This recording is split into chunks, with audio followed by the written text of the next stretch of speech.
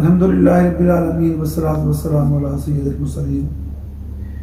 شیخ Saadi اپنا واقعہ بیان کرتے ہیں کہ ایک بار وہ سفر میں تھے اور راستے میں ان کی طبیعت بہت خراب ہو گئی، تو قافلے سے وہ پھر اتر گئے، سفر کے قابل نہ رہے اور کسی بستی میں انہوں نے قیام کر لیا۔ نیک آدمی تھے، اچھی باتیں کرتے تھے، اخلاق کی نصیحتیں کرتے تھے، لوگوں کے اخلاق اچھے اچھے واقعات بیان کرتے رہتے تھے، تو بستی کے لوگ ان کے گرویدہ ہو گئے۔ 15-20 دن وہاں پر رہے، لوگوں نے ان کی بہت عزت کی اور ان کی طبیعت کی بحالی کے لیے بھی ان کو مختلف چیزیں حکیموں نے لوگوں نے دی اور وہ آہستہ آہستہ ان کی طبیعت بہتر ہو گئی۔ جب بہتر ہو گئی تو کچھ دنوں کے بعد ایک قافلہ وہاں سے گزرا تو وہ اس میں شامل ہو گئے۔ قافلہ وہاں سے گزرا تو وہ جب اس میں شامل ہو گئے تو آگے جا کر پھر ان کی طبیعت جب خراب ہو گئی ایک اور جگہ پر، تو وہ قافلے سے الگ ہو گئے۔ پھر ایک جگہ پر انہوں نے اپنا ریسٹ وغیرہ کیا، کچھ دن گزارے۔ جب طبیعت ٹھیک ہوئی تو انہوں نے اپنا سفر شروع کر دیا، اکیلے ہی سفر وہ شروع کرنے لگ پڑے۔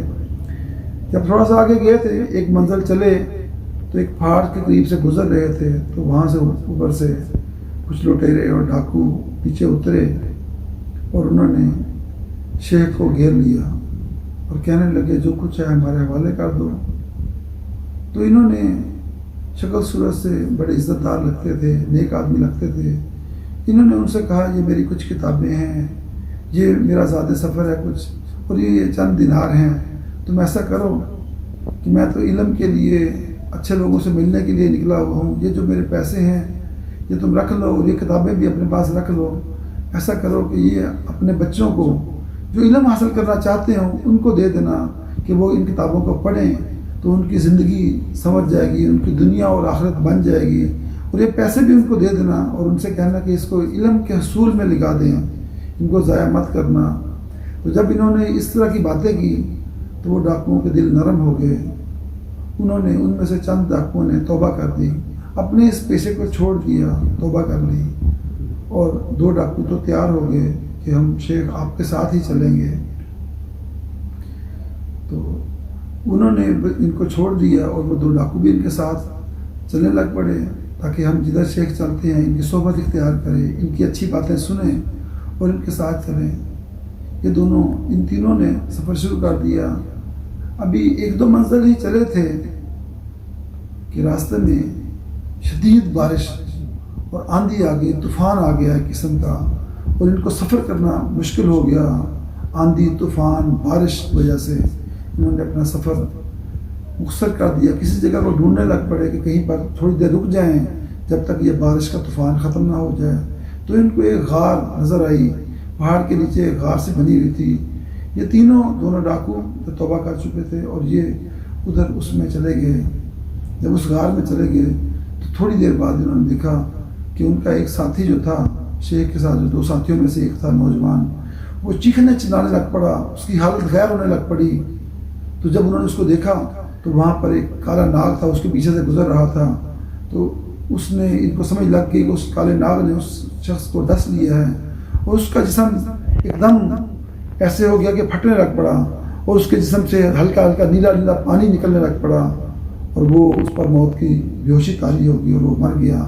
ان کو اس قدر دہشت ہوئی اس ناگ کو دیکھ کر اور اس شخص کی حالت دیکھ کر کہ یہ دونوں اس کے قریب ایک درخت تھا اس پر چڑھ گئے، اور اس درخت پر چڑھ کر اس شخص کو دیکھنے لگ پڑے۔ اس کا جسم آہستہ آہستہ پھٹ رہا تھا اور اس کے اندر سے آہستہ آہستہ نیلا نیلا پانی، پیلا اور نیلا پانی نکل رہا تھا۔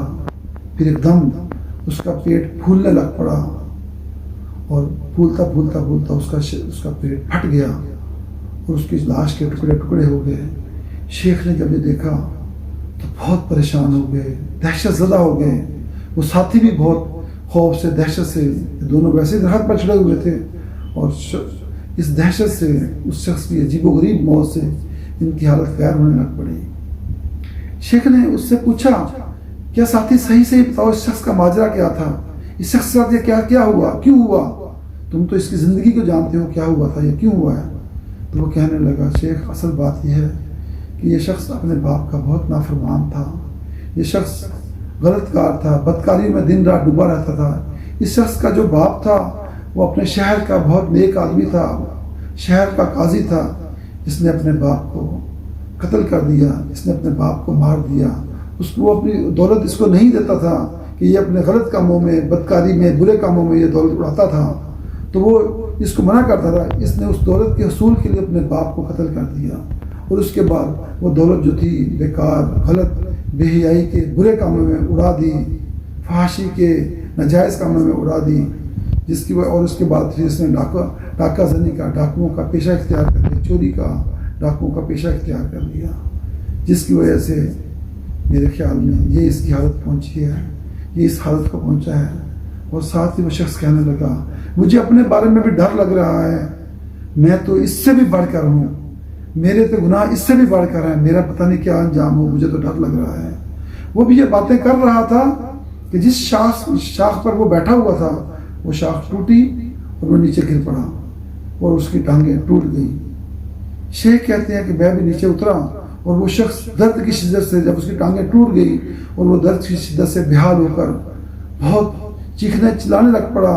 اس قدر اس کو درد ہو رہا تھا کہ وہ شیخ کو کہنے لگا شیخ مجھے مار دو، مجھے اس قدر درد ہو رہا ہے، مجھے اس قدر تکلیف ہو رہی ہے کہ مجھے کسی طریقے سے میری جان ختم کر دو، مجھے ختم کر دو.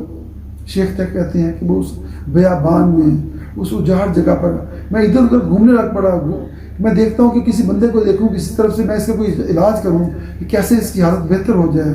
شیخ کہتے ہیں میں ادھر ادھر سے جب تھوڑا سا ڈھونڈ کر جب نیچے اترا ہوں، پہاڑ سے نیچے اترا ہوں تو کیا دیکھتا ہوں کہ اس شخص کی لاش جو تھی وہ بیڑی آ کر اس شخص کے ٹکڑے ٹکڑے کر کر، کسی کے بیڑیے کے منہ میں اس کا ہاتھ تھا، کسی کے منہ میں اس کا پاؤں تھا، کسی کے منہ میں اس کا چہرہ تھا، اور عجیب و غریب سی اس شخص کے اس کے جسم کے ٹکڑے ٹکڑے ہو گئے ہوئے تھے.